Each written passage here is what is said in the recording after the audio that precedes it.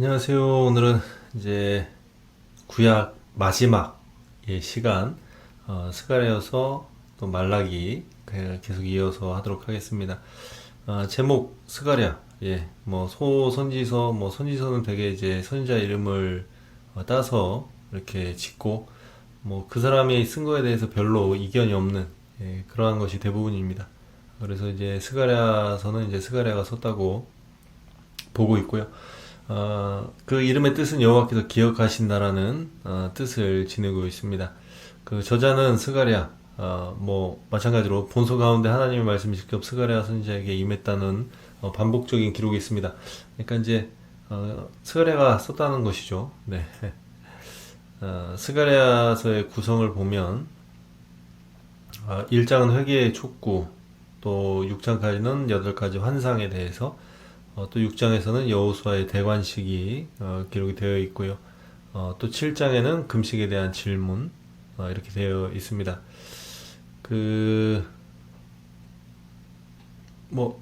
이렇게 보시고요. 내용을 이제 좀 설명하면서 좀 말씀을 드리도록 하겠습니다. 스가랴서의 이 배경을 보면 전반부 1장에서 8장을 보면 이런 내용들이 기록이 되어 있습니다.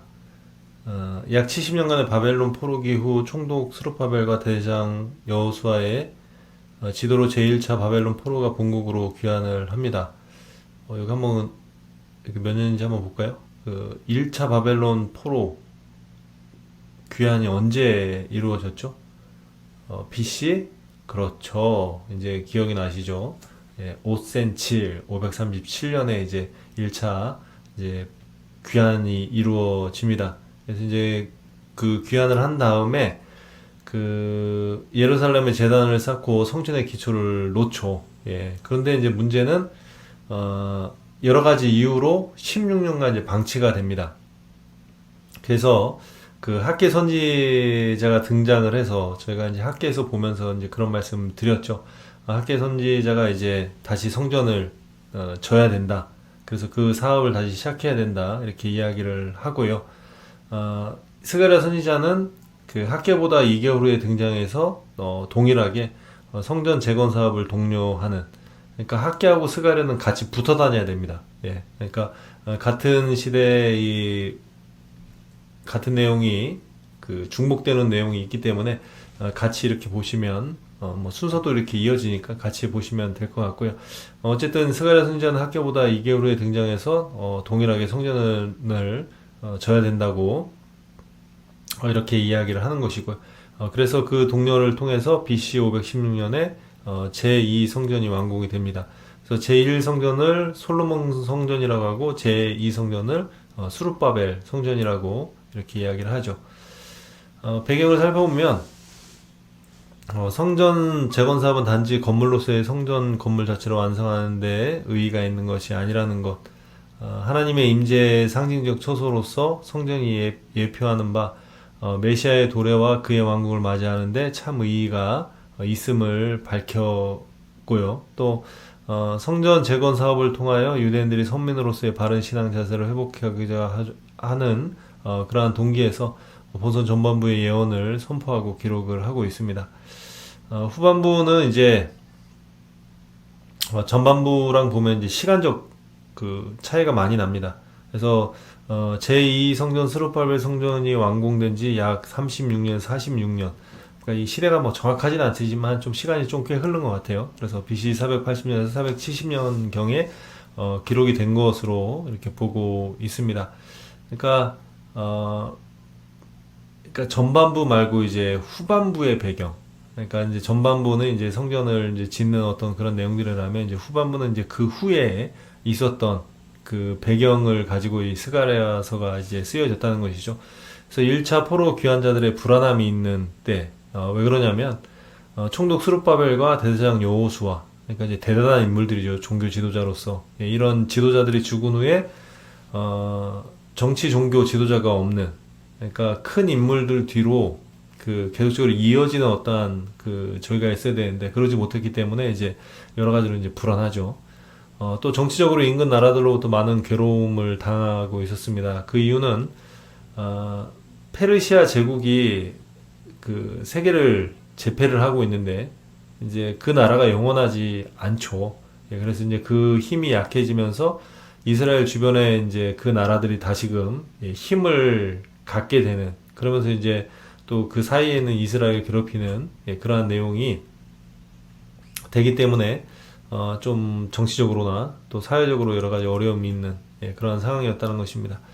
그래서 후반부의 그러한 내용을 보면 9장에서 14장의 그러한 내용들을 보면 후반부는 그리스도의 초림보다는 메시아 왕국의 완성을 이루는 그리스도의 재림에 대한 예언을 집중하고 계시하고 있습니다. 그 이유는 지금 이 불안하고 또 좋지 않은 이것이 온전해져야 되지 않겠습니까? 그 온전함은 어떻게 이루어지느냐? 예수 그리스도의 재림으로, 메시아의 재림으로 이렇게 이루어지기 때문에 그 내용들이 이제 이야기를 하는 것이죠. 스가랴서의 내용을 간략하게 좀 살펴보면 그 선민의 회복과 열방의 심판에 관한 8가지 환상에 대해서 이야기를 하고 있습니다. 그래서 1장 1절에서 6절에 보면 뭐 이런 내용들이 있습니다. 예. 도입부로서 스가랴의 환상을 본 시점 및 환상의 신적 기원, 성전 재건의 사명을 수행해야 할 이스라엘 백성들이 먼저 회개할 것을 촉구하는 예, 그러한 내용들이 있고요. 그냥 읽으시면 됩니다. 예. 1장 7절에서 6장 8절의 말씀을 보면 예, 성전 재건과 선민 이스라엘 회복 및 악한 열방에 대한 하나님의 심판을 보여주는 8가지 환상이 기록이 되어 있고요.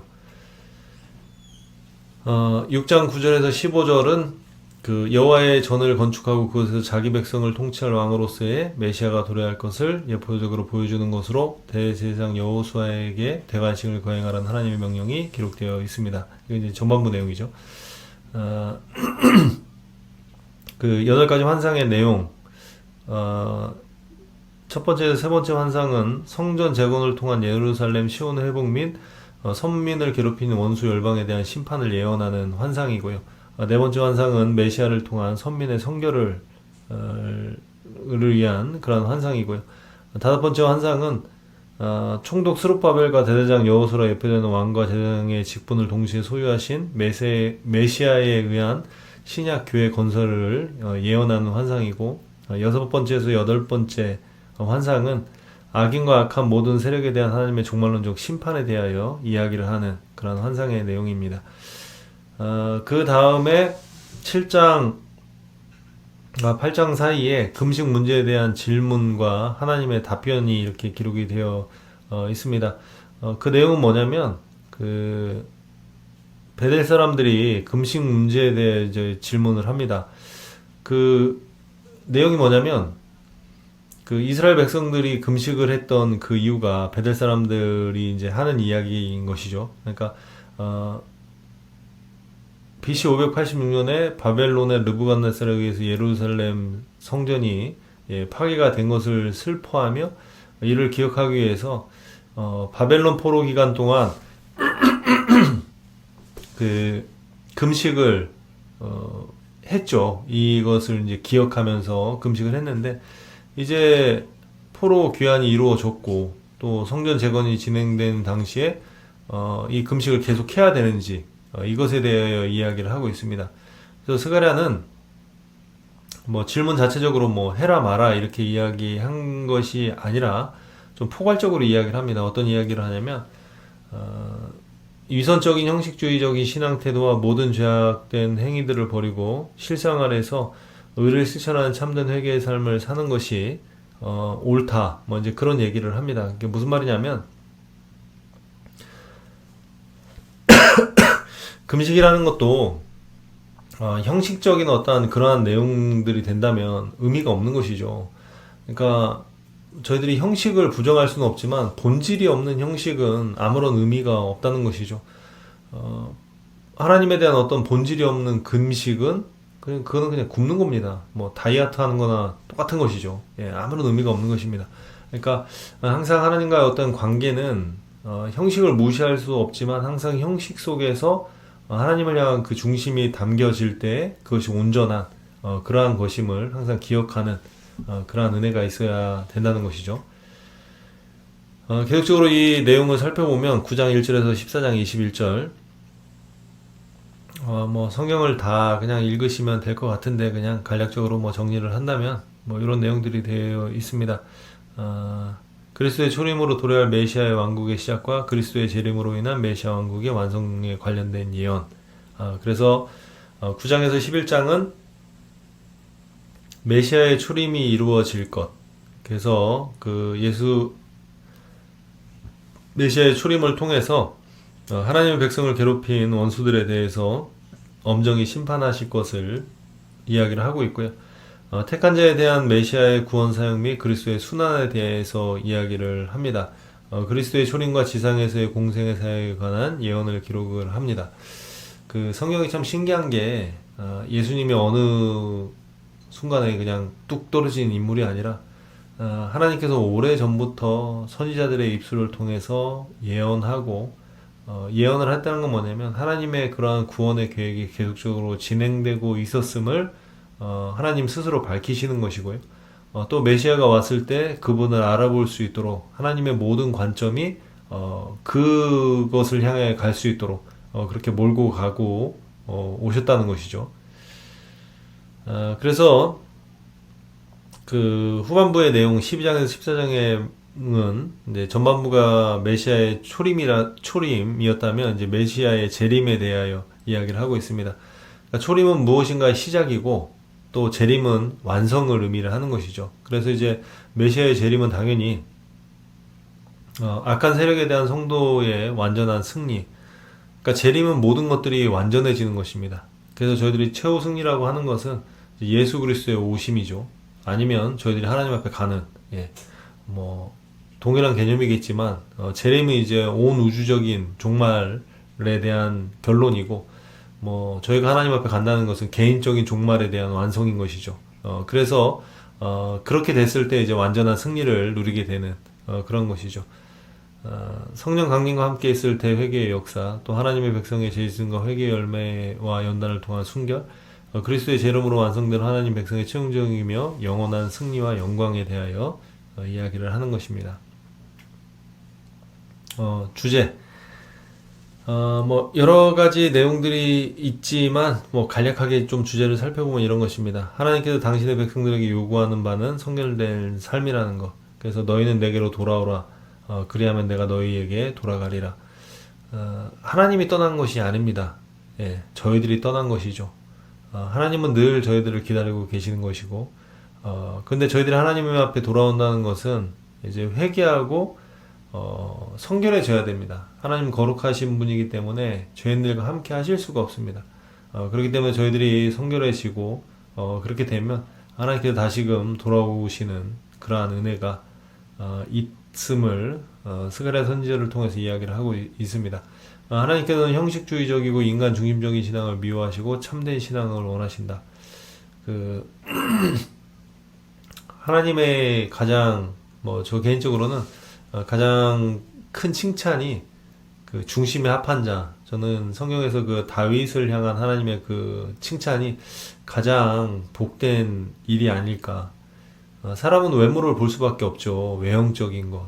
신경 쓸 수밖에 없지만 왜 그러냐면 중심을 못 보기 때문에 그렇게라도 해야 중심을 보일 수 있다고 생각하기 때문에 그렇게 이제 외형에 신경을 쓸 수밖에 없는데 하나님은 저희들의 외형을 보시는 분이 아니라 중심을 보시는 분이시죠.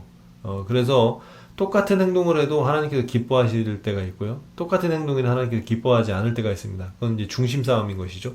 그래서 그 중심이 어떠냐에 따라서 이것이 다르다는 것을 기억을 하시면 좋겠고요. 하나님은 당신을 대적하는 자를 공의 가운데 엄정하게 심판을 하신다.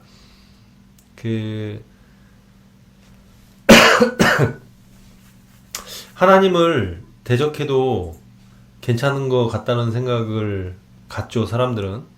그러니까 계속 이제 대적을 하죠. 그러나 이 재림이 이루어지는 마지막 때 분명히 하나님께서 심판을 하실 것입니다.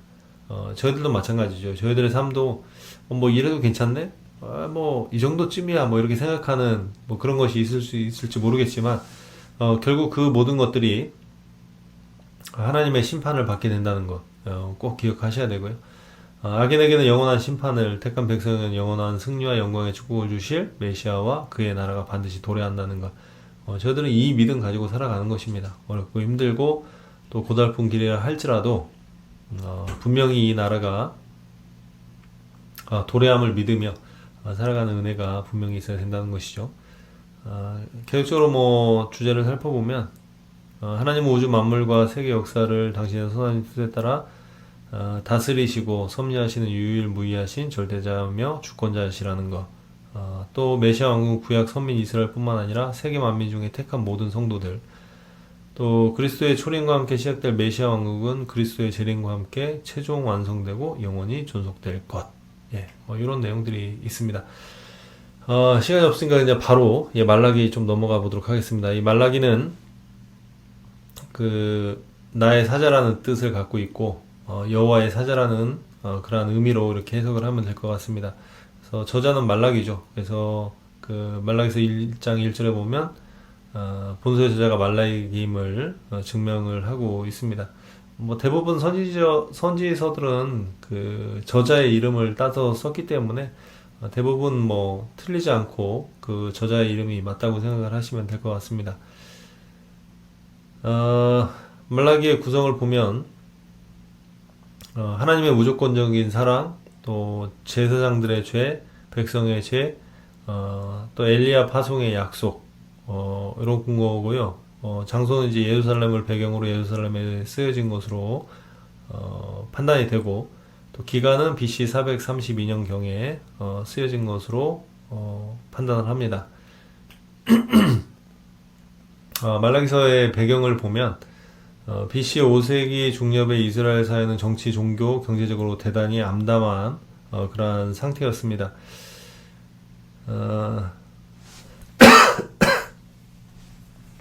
성경이라는 것이 항상 시대적인 배경을 가지고 있죠. 그냥 뚝 떨어져 있는 그것이 아니라 어떤 역사 속에서 쓰여지는 것이기 때문에 이러한 이제 배경이 등장을 하게 됩니다.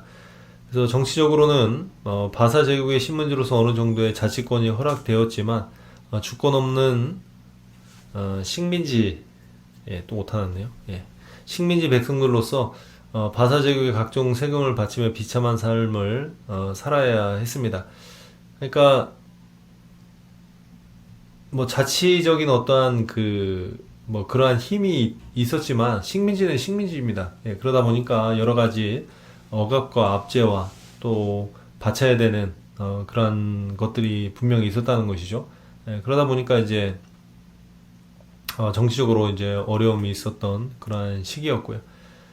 또 경제적으로는 계속되는 가뭄과 병충해, 특히 메뚜기 때의 습격으로 논밭과 포도원이 극심하게 황폐하게 된 그러한 때라는 것이죠. 그러니까 정치적으로도 어렵고 또 경제적으로도 어려운 그때였죠. 종교적으로는 이사야, 학계, 스가랴, 선지자 등에 의해서 예언된 영광스러운 메시아 왕국이 지극히 인본주의적이고 민족주의적인 관점에서 가시적이고 즉각적으로 임할 것을 믿었던 이스라엘 백성들이 BC의 537년 1차 바벨론 포로 귀환 후 1세기가 지났음에도 불구하고 실현되지 않은 데에 대한 많은 의구심을 품고 있었습니다. 그러니까 메시아가 온다는 그 예언, 이스라엘 사람들은 지금도 기다리고 있다고 하는데 그 사람들이 이제 가졌던 관점은 뭐냐면 지금 막 어렵고 힘드니까 지금 당장 이것이 이루어질 것이라고 생각을 하고 있었습니다. 그리고 메시아의 이러한 오심이 나에게 어떠한 유익이 되는, 그래서 식민지 생활을 하고 있는데 이 식민지 생활에서 이제 해방시켜주고 이제 그러한 이제 세상적인 것으로만 이해를 하고 있었죠. 그렇게 기다리고 있는데 예수님이 안 오시는 거죠. 그러다 보니까 이제 막 지쳐가고, 그러다 보니까 이거 맞는 거야, 틀리는 거야, 이제 이런 생각이 들 때가 됐죠. 이제 그러한 이제 종교적인 배경은 이제 그런 것이고요. 그래서 이제 그러한 이제 종교적인 또 정치적인 그러한 현실 속에서 살다 보니까 당연히 이제 사람들의 모습이 그러한 가운데 경건하게 하나님을 섬기는 자들이 얼마나 되겠습니까? 당장의 안일과 만족을 얻기 위해서 온갖 불의를 일삼는 자들이 더욱 횡행하게 되므로 하나님의 공의에 대한 신앙적인 의구심도 증대되어 가는 그러한 이제 사회였다는 것이죠. 이스라엘 백성들이 그 종교적으로 무너지면은 그 죄에 대한 그러한 모습들이 나오지 않겠습니까? 그래서 하나님을 섬기기보다는 이제 그러한 모습으로 살아가고 있고 그러다 보니까 이제 신앙적으로는 이제 더욱더 이제 의구심이 갖는 그러한 때였다는 것이죠. 더 문제는 뭐 그렇게 된 이유가 있지 않겠습니까? 뭐 예수님이 늦게 와서 메시아가 늦게 도래해서 뭐 그런 것보다는 그들이 계속 이 죄 가운데 거하는 그러한 일들이 있었기 때문에 이러한 일들이 계속 발생을 했다는 것이죠. 백성들의 신앙을 올바르게 지도해야 할 제사장들이 성전 제사를 드리기 위해 백성들이 가져오는 좋은 제물로 자신들의 배를 채우고 흠있고 병든 제물을 하나님 앞에 바치는 아주 못된 썩어 빠진 그러한 일들을 했다는 것이죠. 그래서 하나님의 거룩한 제단을 더럽히는 등의 죄악을 일삼았고 또 성전은 선민 이스라엘 신앙과 생활의 중심이 아니라 오히려 죄악의 온상이 되었습니다. 또 이러한 제사장들의 불의에 불만을 품은 백성들은 성전 제사와 제사장들의 생활 유지비로 쓰이는 11조 헌납을 소홀히 할 수밖에 없었을 것이라는 것이죠. 그러니까 이게 그 악순환이죠. 죄의 악순환. 이제 이런 일들이 계속 됐고요. 이 같은 신앙생활의 파괴가 가정과 사회생활의 파괴를 가져올 수밖에 없다는 것. 신앙인들은요, 이 신앙생활이 무너지면요, 모든 것들이 다 파괴가 됩니다. 희한하죠? 세상 사람들은 그렇지 않아요. 세상 사람들은 그냥 잘 살 수도 있을지 모르겠지만, 신앙인들은 하나님과의 관계가 파괴가 되면, 다른 것이 다 파괴가 됩니다. 그러니까, 제일 먼저 신앙을 지켜야 된다는 것이죠. 그래서 이제 이스라엘 백성들은 하나님과의 그러한 관계가 뭐 종교적으로, 정치적으로, 뭐 종교 지도자들의 어떤 타락과 이 모든 것들이 다 맞물려지면서 모든 것들이 이제 좋지 않은 쪽으로 이제 가게 되는 것이죠. 그래서 에스라, 느헤미야의 계획을 통해 이방인과의 어떤 통혼 문제가 다시 심각하게 대두가 되고요. 또 남편이 아내를 학대하며 강제로 이혼하며 내쫓는 패역함이 나타나게 됩니다. 하나님께서 이 이혼하면 안 되죠. 뭐 율법 증서를 써주라고 했는데 그 말은 버리지 못하게 하기 위한 그런 하나의 방편이었지 그것을 써주면 된다 어떤 그런 개념으로 이해를 하면 안 되는 것이죠. 그런데 이제 어떤 죄를 짓기 시작하니까 이제 그동안에 있었던 그 내용들이 다시금 이 수면 위로 올라오게 되는 이러한 일이 발생하게 됐다는 것이죠. 말라기 선지자는 즉각적으로 메시아 왕국이 임하지 않는 데 대해 회의하고 타락해가는 백성들에게 구약시대 내내 수많은 선지자를 통해 예언하신 언약의 사자 곧 메시아가 예언 그대로 필히 도래하신다는 것, 또 그날의 악인들의 멸망의 심판을 면치 못할 것이며 오직 의인들만이 영광스러운 메시아 왕국을 누릴 것을 이야기를 합니다. 핵심은 그런 것입니다. 예언은 분명히 이루어진다는 것. 하나님의 예언은 분명히 이루어지죠. 근데 중요한 것은 그날과 그 시, 그때는 하나님만 알고 있는 거예요. 그러니까 하나님께서 주시는 어떠한 약속과 이런 것들은 하나님의 때에 하나님이 하시는 것이기 때문에 그것이 더디 된다고 안 된다고 생각하면 안 된다는 것이죠. 그러나 많은 사람들이 내가 원하는 때 그것이 이루어지지 않으면 이것이 안 이루어진다고 하는 그러한 착각에 빠질 때가 있습니다. 그러나 분명한 것은 하나님의 예언은 분명히 성취가 된다는 것. 이것을 기억을 해야 되는 것이고 그렇기 때문에 저희들은 항상 선택을 해야 됩니다.